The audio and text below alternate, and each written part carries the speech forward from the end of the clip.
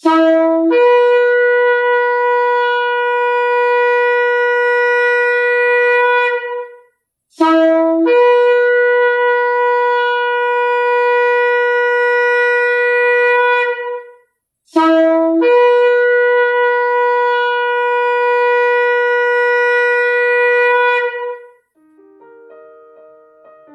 RPK yang dikasihi Tuhan dimanapun Anda berada.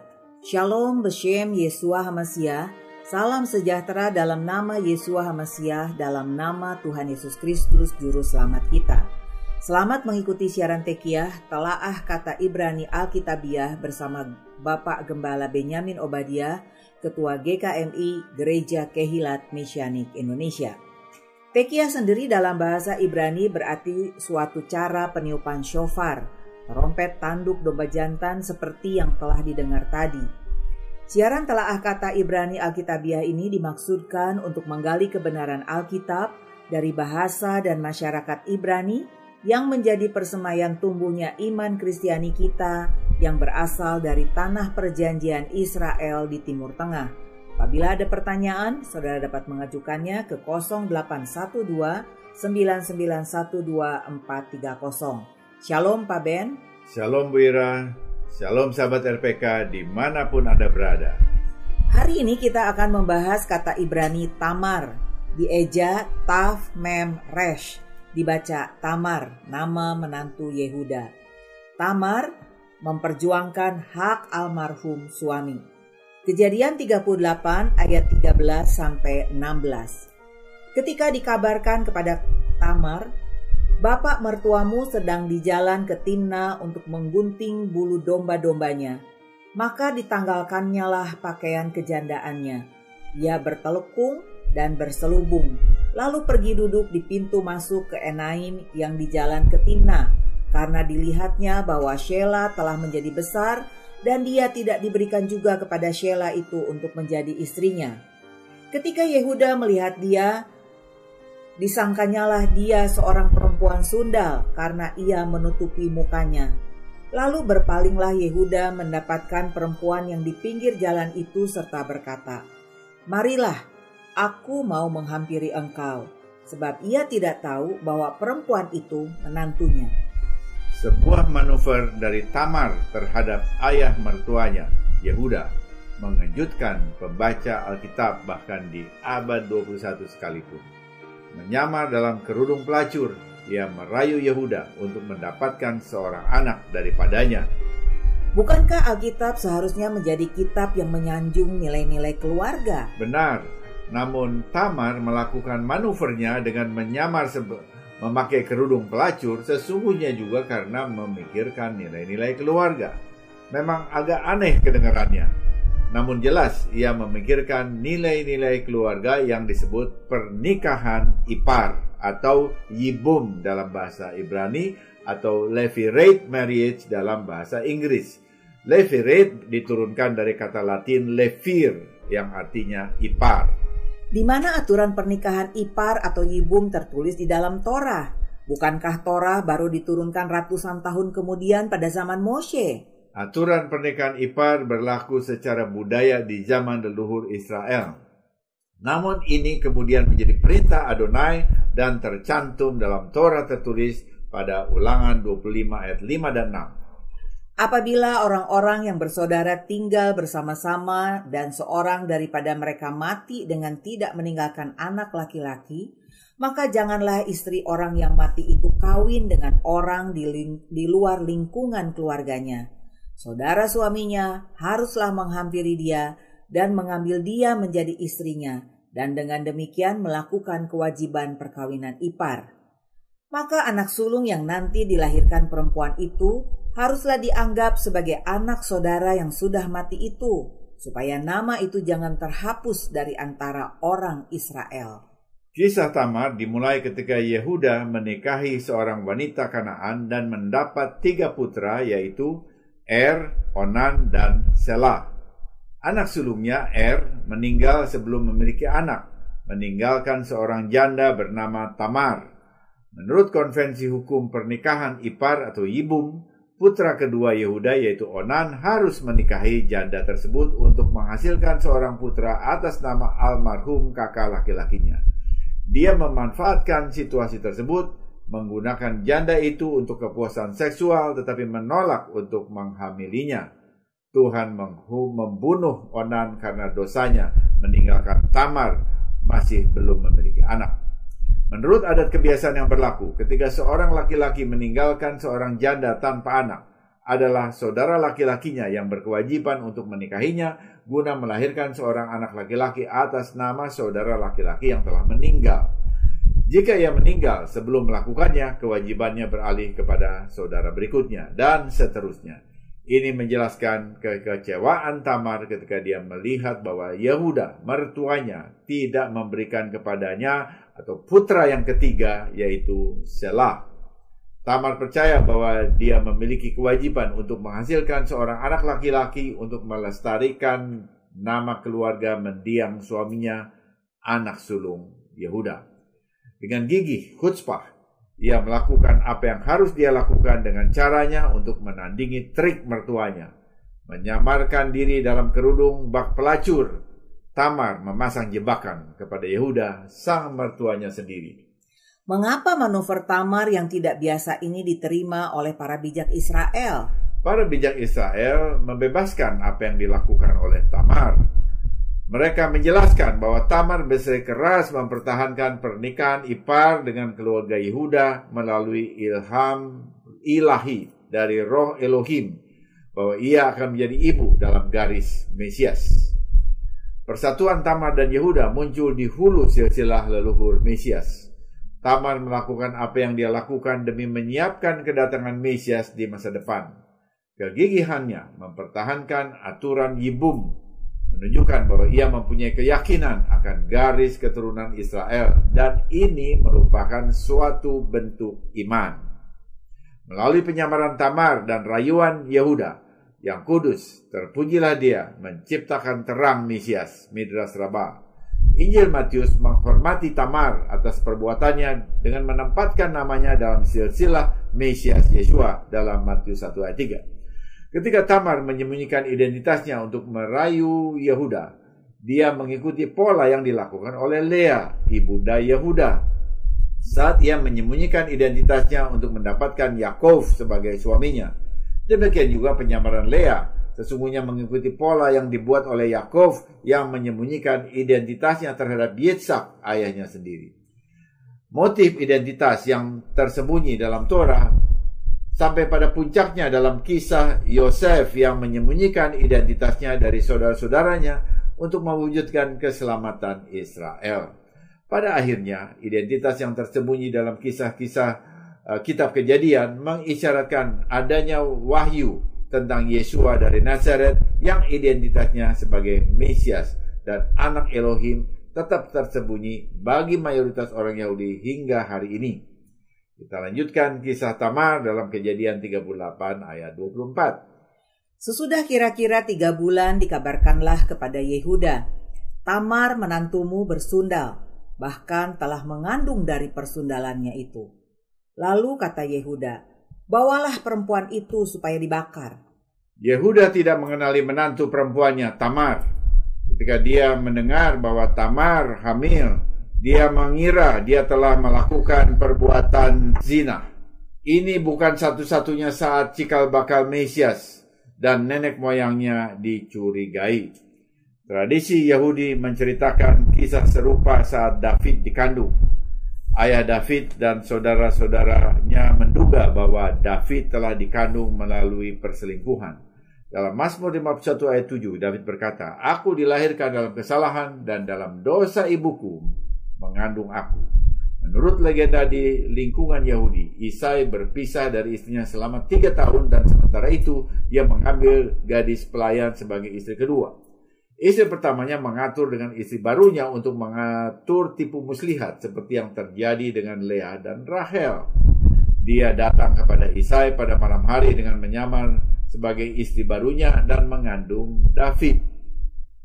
Dan masalahnya tetap dirahasiakan selama 28 tahun sehingga Isai dan putranya yang lain menganggap David bukan anak sah.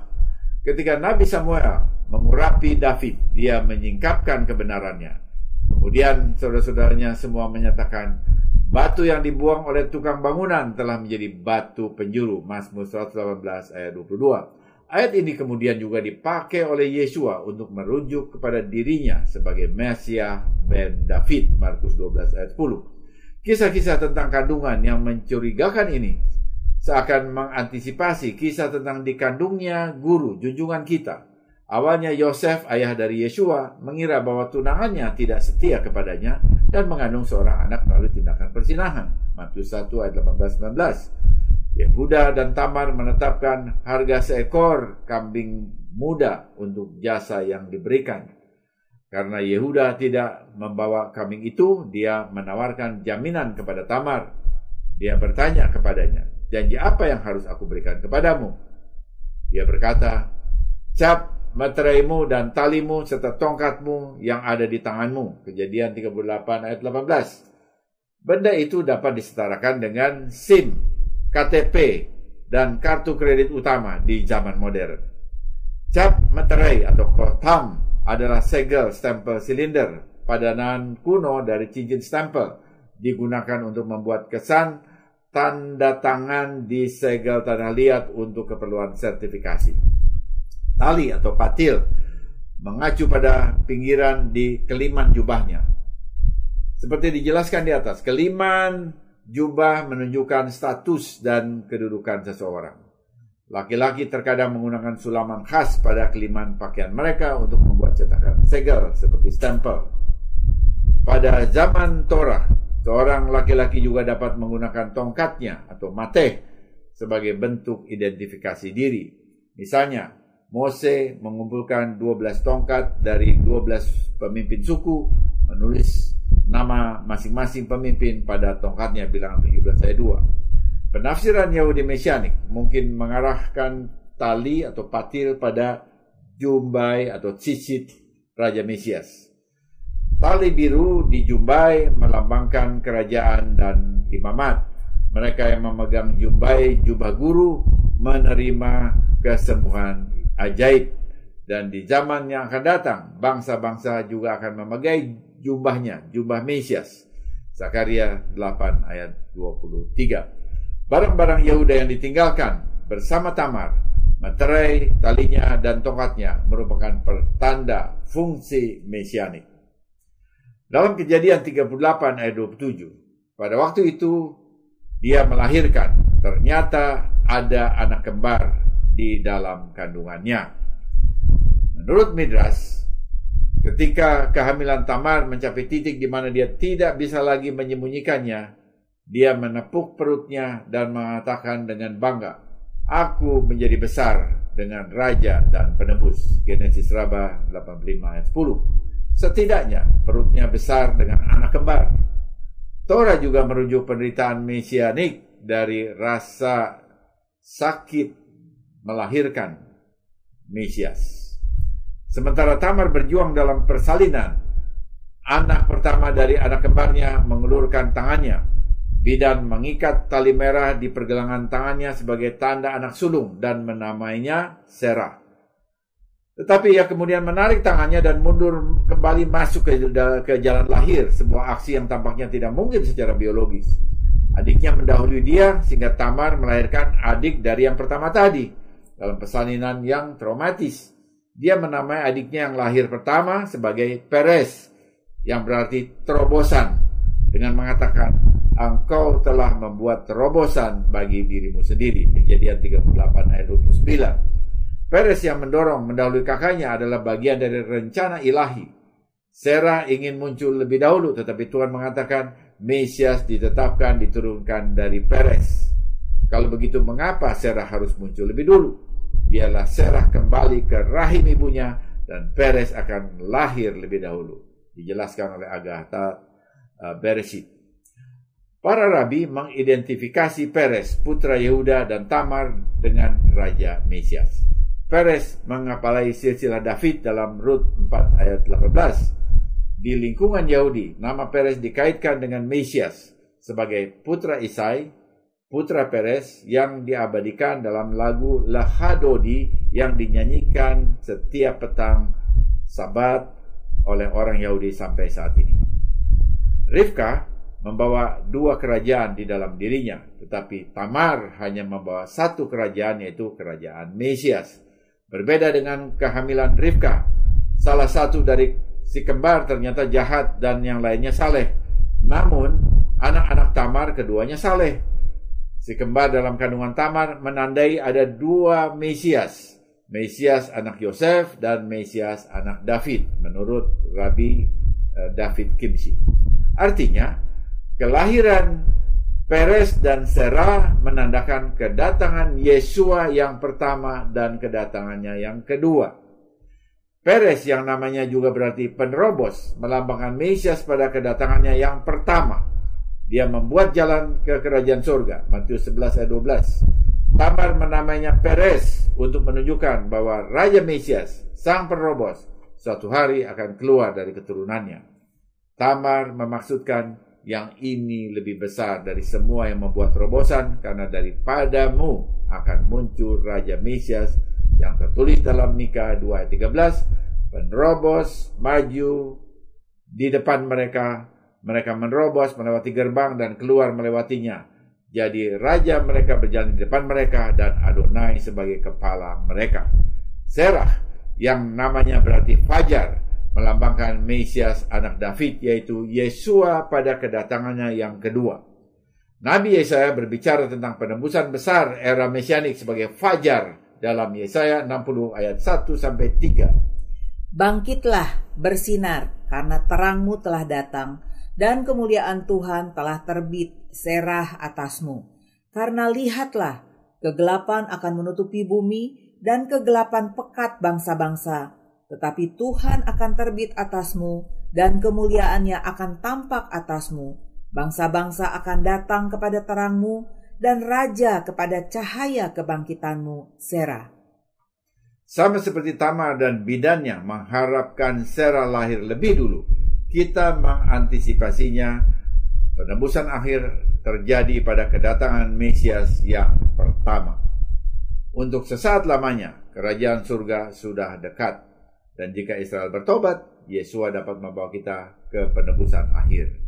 Seperti seutas tali kirmisi, kita sudah menerima tanda penebusan yang akan datang. Tetapi sebelum penebusan akhir dapat terbit, Mesias harus menyelesaikan tujuannya di kayu salib dan di dalam kubur. Ketika Peres tak memenuhi harapan Tamar dengan keluar sebelum Serah, dia berseru, "Sungguh terobosan yang telah kau buat untuk dirimu sendiri." Paralel dengan itu, kedatangan pertama Yesua menentang harapan populer. Alih-alih mengisi peran kemenangan dari Mesias anak David, dia malah menanggung penderitaan Mesias anak Yosef. Saat dia tiba-tiba bangkit dari kubur, Israel dapat dibayangkan berseru, "Betapa terobosan yang kau buat bagi dirimu sendiri." Kisah anak kembar Tamar, Peres, dan Serah dalam Torah sungguh membuat pikiran alamiah kita meledak. A mind-blowing revelation. Pelajaran apa yang kita petik dari kisah Tamar ini? Garis besarnya kita lihat bahwa Tamar adalah seorang wanita yang melalui kegigihannya membela pernikahan ipar Yibum Lefir, memilih untuk melekat pada garis keturunan Abraham, Ishak, dan Israel. Melalui kegigihan ini ia sampai kepada iman. Pada saat ini pernikahan ipar itu ada secara budaya. Namun melalui kisah Tamar dan juga Rut, pernikahan ipar ini masuk sebagai perintah Adonai sebagai Torah tertulis.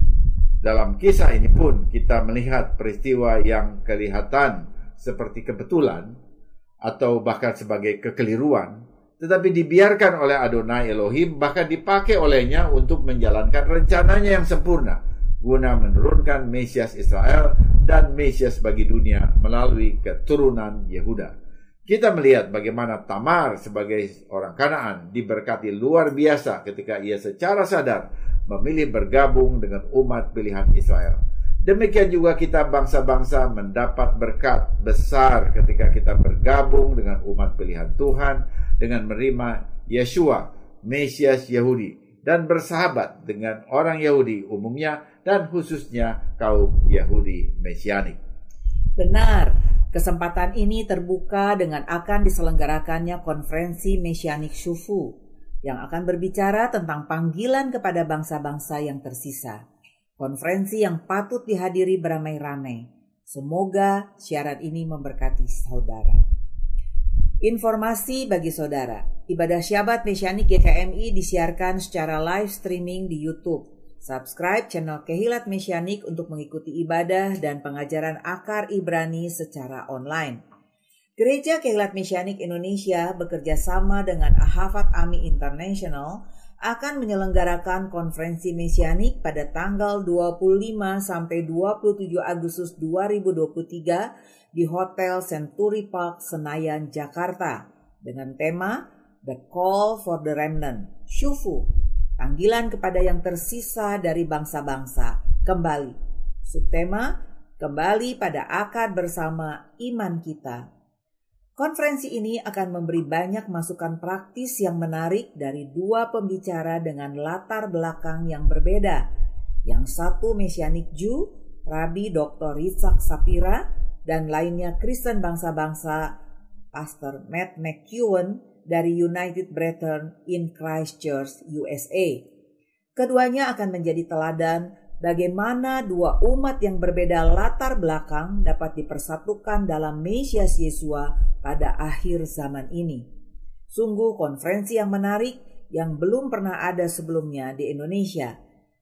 Daftarkan diri Anda segera pada Agus di 0857 9310 6724. Agus di 0857 9310 6724. Sesudah narasi ini kita akan mendengar lagu rohani Blow the Trumpet in Zion.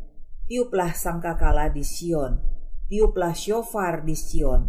Bunyikan tanda peringatan di gunungku yang kudus, tiuplah syofar di gunungku yang kudus. Biarlah gema syofar Hamasiah terdengar di seluruh kepulauan Nusantara, menggugah orang percaya akan kedatangan kembali Mesias Yesua yang semakin dekat. Amin. Tiba saatnya saya Penatua Ira Obadiah dan Bapak Gembala Benyamin Obadiah mohon diri dari ruang dengar saudara. Sampai jumpa pada siaran mendatang. Yesua keselamatanku, Torah kesukaanku, menuju kepenuhan bangsa-bangsa. Shalom, shalom. Blow the trumpet in Zion, Zion. Sound the alarm on my holy mountain. Blow the trumpet in Zion, Zion. Sound the alarm.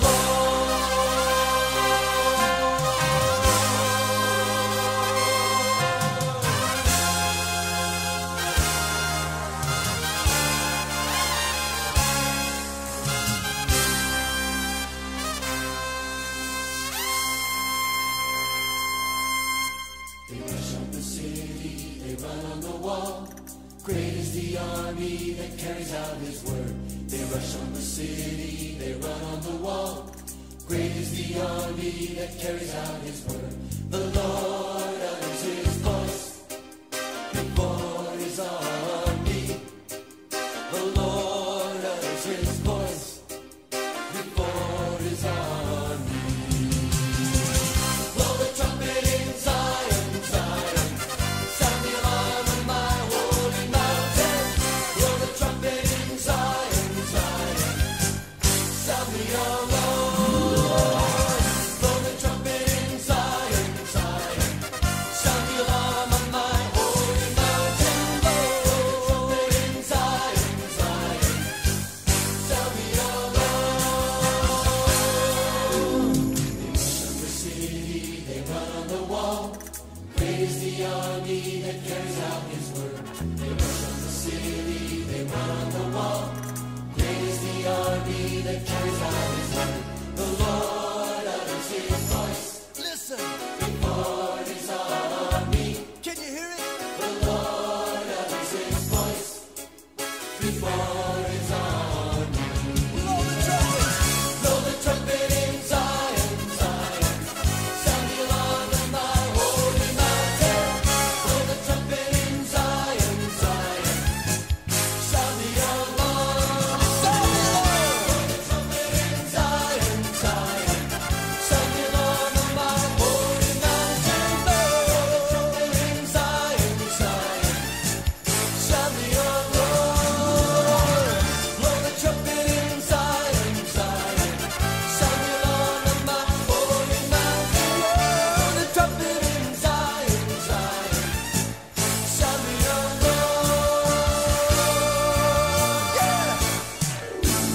sound the